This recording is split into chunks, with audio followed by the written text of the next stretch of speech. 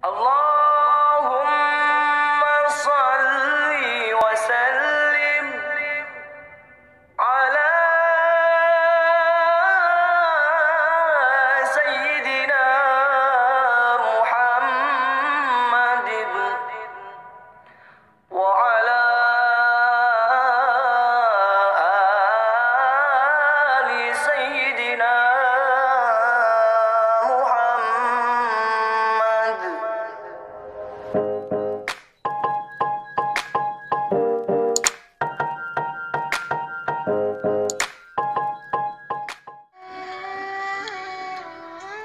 Assalamualaikum warahmatullahi wabarakatuh.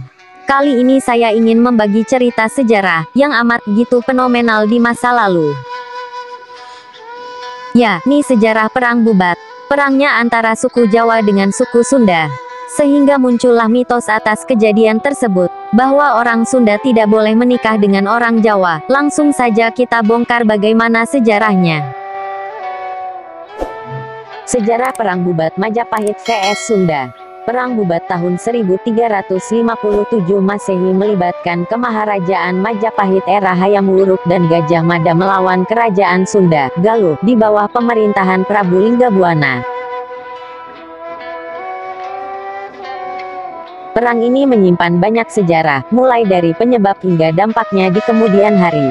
Menurut Kakawin Nagarakertagama, Kerajaan Majapahit telah menguasai daerah Sumatera, Semenanjung Malaya, Kalimantan, Sulawesi, Kepulauan Nusa Tenggara, Maluku, Papua, dan sebagian kepulauan Filipina di masa kepemimpinan Hayam Wuruk 1350–1389.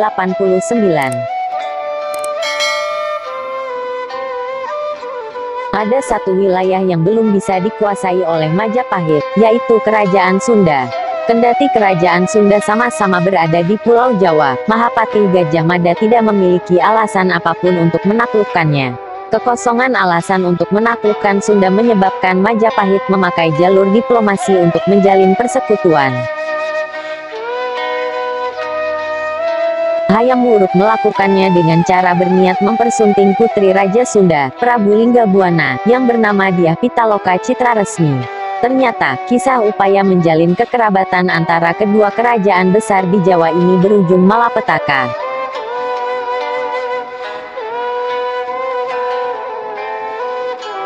Diungkapkan bahwa pada 1357 rombongan kerajaan Sunda berangkat menuju Trowulan, Mojokerto, Jawa Timur, untuk mengantar Dyah Pitaloka Citraresmi dalam rangka pernikahannya dengan Hayam Wuruk.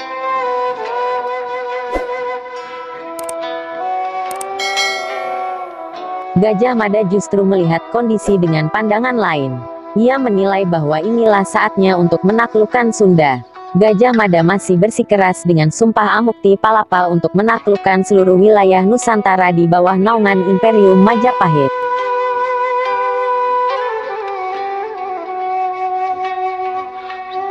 Rombongan kerajaan Sunda diberikan tempat di Pesanggerahan Bubat, tidak gitu jauh dari Trowulan, pusat pemerintahan Majapahit. Gajah Mada mengambil keputusan sepihak dengan menyatakan bahwa Dyah Pitaloka Citraresmi hanya sebagai upeti dari kerajaan Sunda untuk Majapahit. Di Pesanggerahan Bubat itulah pasukan Majapahit menyerang rombongan tamu mereka. Pihak Sunda yang tidak bisa menerima penghinaan itu akhirnya memutuskan untuk melawan meski jumlahnya tidak sebanyak pasukan Majapahit.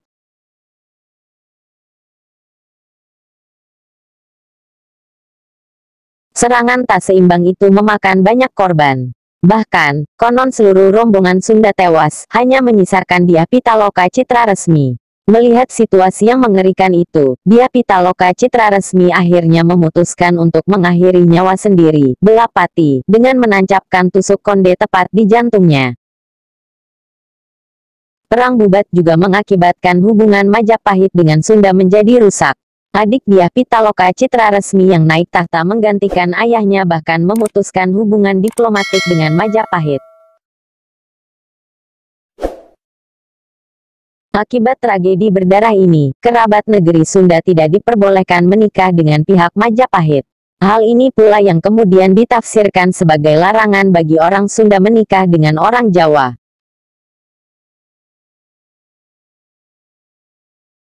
Demikianlah kisah penyebab terjadinya perang Bubat. Semoga tidak ada lagi peperangan antara suku bangsa. Semoga kita mendapatkan hikmah dari cerita sejarah ini. Hiduplah damai tanpa harus saling membunuh sesama anak bangsa. Wassalamualaikum warahmatullahi wabarakatuh.